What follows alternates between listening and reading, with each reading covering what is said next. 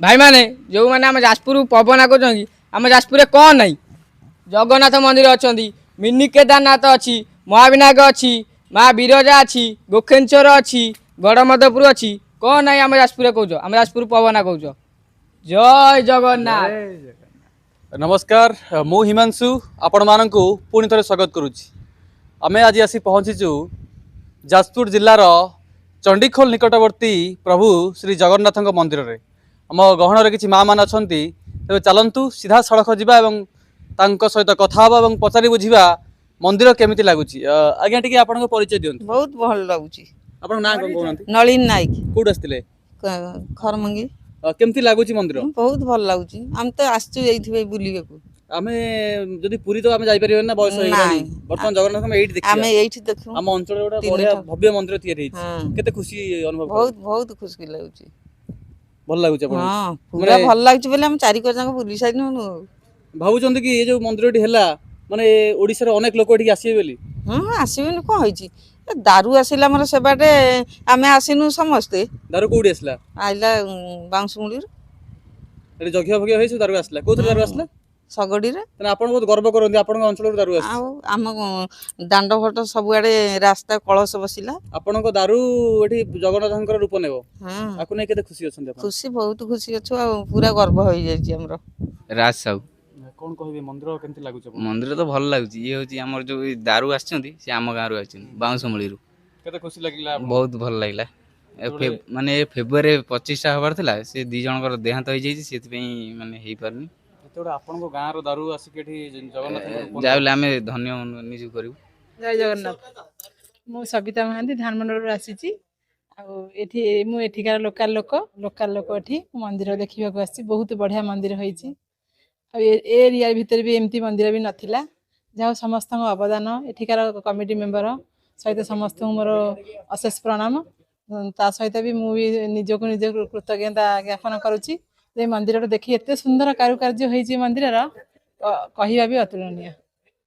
रतिरंजन रणा केन्द्रापड़ा हिंदूपुर आसथिलु कोन कहबे मंदिर विषय केनि जानले आपण मंदिर विषय आम सासुमा यूट्यूब रे देखि कहूले आज आसथिलु आम जो मिनी केदारनाथ है सेठी जाइथिलु तापर ठाकुर दर्शन कलु आमर जो महाविनायक दर्शन कलु एपटे आसला बेले देखलु मंदिर टे जहाँ शुणिलु जगन्नाथ मंदिर टे होची जो बहुत सुंदर टे होईची आम भावुचु 25 टा केबे हबो से दिन ही आस जनवरी 27 दिन आसी जहाँ भी पहुंचू केते भल लागिला बहुत भल लागुछ कोन कहबे आज्ञा ना ना मु कौन कह भल होती मंदिर जगन्नाथ मंदिर बढ़िया तापर ये हरिहर रही गले बढ़िया लगला ये ठीक ठाक जगह ठाकुर रही ठाकुर तो इच्छा जो से रे मु शुणी मु भी भाभी नी आज देखी बोली कि जाऊ ठाकुर कृपा जे मु देखी पारि जाजपुर रोड रू बुलिया महाविनायक एपटे बाटर देखिलु मंदिर बहुत सुंदर है मंदिर आउ जिते ठाकुर आसवे तो लोक आहरी आसवे आहरी भल लगे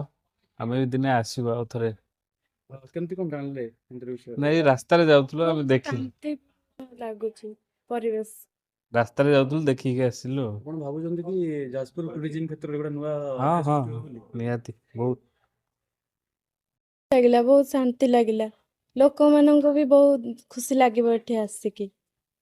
मो ना रश्मिराज मल्लिक आम घर हूँ बरी जाजपुर बरी आमे आसलु महाविनायक बुलिया तो आमे बाटर देखलु जे पूरा अबिगल पूरी जगन्नाथ मंदिर जेमिति पूरा 4टा द्वार पूरा सिंह द्वार भी अच्छी आगे तो बहुत सुंदर लगुच ये बुलला बेलू आम ये फास्ट टाइम आईचु आम भिडियो बहुत भिडियो भी देखीलु तो आम भी मन करूँ जीवु बोलिकी किंतु आमर टे काम थिला बनी चंडीगढ़ तो महाविनायक देकी एपटे आसला बेले देखिलु जाऊ बहुत सुंदर मंदिर होईची केते खुशी लागुची आसी केठी बहुत खुशी लागुच कारण मुझे वीडियो बहुत थर देखी महाविनायक चंडीखोल पाखे पुरी श्री जगन्नाथ मंदिर मिनी जगन्नाथ मंदिर होता तो मुझे मामू कहली मामू सेपट काम अच्छी तो मुझे चल टे जी सेपट बुल पलि आसा तो बहुत मंदिर पूरा बहुत सुंदर लगुच। जय जगन्नाथ समस्त मो ना चिन्मय प्रधान तो मु महांगारू आसी तो मु आसती आमर महाविनायक बुलिया कि तो बाटर देखिली पूरी भाया गोटे प्लेस अच्छी तो ये आसिली भल लगिला प्लेस भी बढ़िया अच्छी बाकी समस्त कहते भल अच्छी मुझे बुलिक गली भाई भी थैंक यू भाई वीडियो कर ପ୍ରୀତିରଞ୍ଜନ ନାୟକ କୋଉଠୁ ନ- ନଛିପୁର। କ'ଣ କହିବେ ମନ୍ଦିର ସମ୍ପର୍କରେ କ'ଣ କହିବେ? ମନ୍ଦିର ତ ଭଲ ଅଛି, ଭଲ ଲାଗୁଛି, ଭଲ ସୌନ୍ଦର୍ଯ୍ୟ ବି ଅଛି, ମନ୍ଦିର ବି ଭଲ ଅଛି। କେମିତି ଜାଣିଲେ ମନ୍ଦିର ସମ୍ପର୍କରେ? ଜାଣିଛୁ ପାଖ ବୋଲି ସେଇଥିପାଇଁ। ଭାଇ କ'ଣ କହିବେ କେମିତି ଲାଗୁଛି ଆପଣ? ଭଲ ଲାଗୁଛି, ମନ୍ଦିରର କାରୁକାର୍ଯ୍ୟ ଗଠନ ଶୈଳୀ ବହୁତ ସୁନ୍ଦର ହେଇଛି। ଆମ ଯାଜପୁରରେ ଗୋଟେ ନୂଆ ଜଗନ୍ନାଥ ମନ୍ଦିର ତିଆରି ହେଉଛି, ନେଇକି ଆପଣ କେତେ ଖୁସି? ଆମେ ବହୁତ ଖୁସି। ମୋ ନାଁ ହେଉଛି ସ୍ମୃତିରଞ୍ଜନ ଜେନା, ଆମ ଘର ହେଉଛି ମାହାଙ୍ଗା ବ୍ଲକ ମୋଗଲପାଟନା, ଗାଁ ନାଁ ମୋଗଲପାଟନା। ଆମେ ଆସିଥିଲୁ କ'ଣ କି ଇନଷ୍ଟାଗ୍ରାମ ଆଉ ୟୁଟ୍ୟୁବରେ ପୁରା ଭାଇରାଲ୍ ହେଉଛି ଭିଡ଼ିଓ, ଆପଣ ତ ଜାଣିଥିବେ। ଆଉ ଦେଖିବାକୁ ଆସିଲୁ ଫାର୍ଷ୍ଟ ଟାଇମ୍ ମନ୍ଦିର ବହୁତ ବୁଲିଲୁ, ପୁରା ଏକ୍ଜାକ୍ଟଲି ପୁରୀ ମନ୍ଦିର ଯେମିତି ଠାକୁରଙ୍କ ମନ୍ଦିର ସେମିତି ହେଇଛି।